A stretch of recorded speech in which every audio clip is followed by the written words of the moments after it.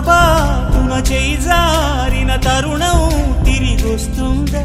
ప్రతి పూటొక పుటలా తన పాఠం వివరిస్తుందా? మన కోసమే తనలో తను రగిలే రవి తపనంత కనుమూసిన తరువాతనే పెను చీకటి చెబుతుందా?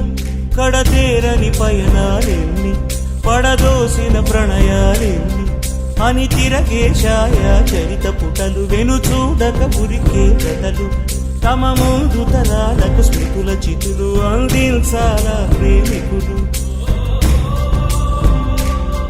ఇది కాదే విధిరాత